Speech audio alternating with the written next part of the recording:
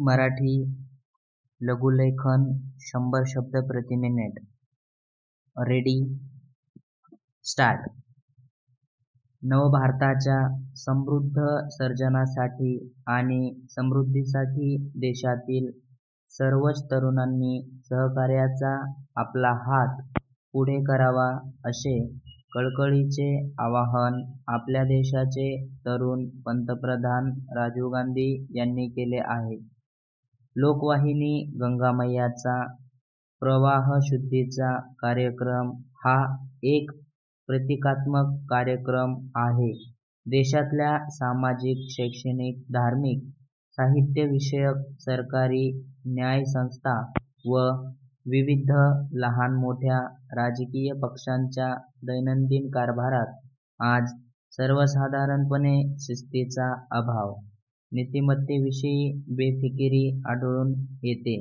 देशाला लागलेल्या या रोगातून देशमुक्तीचा, प्रबोधनाचा आणि नव-सर्जनशील निर्मितीचा उपाय आज फक्त युवाशक्तीच्याच हातात आहे आणि स्वामी विवेकानंदांनी या युवाशक्तीला प्रबोधनाचे आवाहन दिले होते.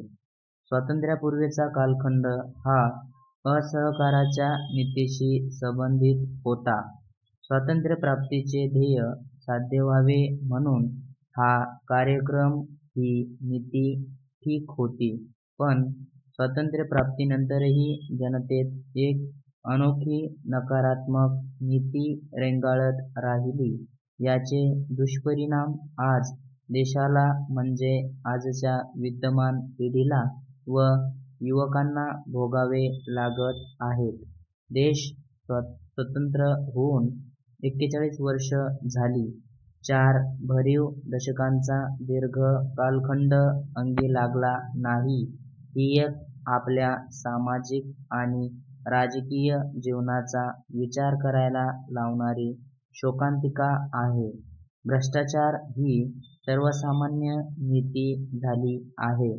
भारतातच नव्हे तर जगातही असे नकारात्मक व ध्येयशून्य जीवन स्वीकृत करून जगणे हे देशाच्या विकासाला तारक न ठरता मारक ठरेल. याची जाणीव सतत समोर ठेवूनच आपल्या युवापिढीला वाटचाल करावी लागेल.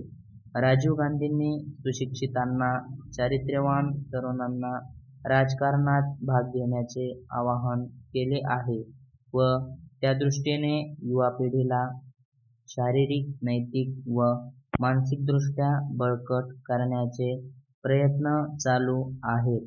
आज जेट युगाला मागे सारणारे, अंतराळ युगालाही बांधणारे प्रचंड वैज्ञानिक वादळ स्टार वॉरच्या रूपाने जगाच्या आकाशात झपाट्याने, झिंजावत गतीने पसरते आहे. याची दखल युवकांनी त्यांच्या भल्यासाठीच नव्हे तर अस्तित्वासाठी गंभीरपणे घ्यायला हवी.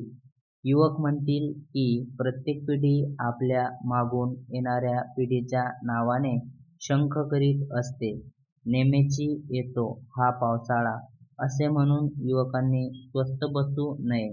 युवकांना खरंच आपण काय करावे असा प्रश्न सतावत असला तर त्यांच्यासाठी खास कार्यक्रमाचा आराखडा मला द्यावासा वाटतो. या कार्यक्रमाची वाटणी युवकांनी 2 भागात करावी. शहरी आणि ग्रामीण असे 2 विभाग युवाशक्तीला आज आव्हान देत आहेत. देशातल्या सामाजिक आणि राष्ट्रीय प्रबोधनासाठी लाचलुचपत, काळाबाजार, हुंडा विरोधी चळवळ, तस्करी आणि देशाचा सर्वस्पर्शी विकास या कार्यक्रमांना अग्रक्रम द्यावा. स्टॉप.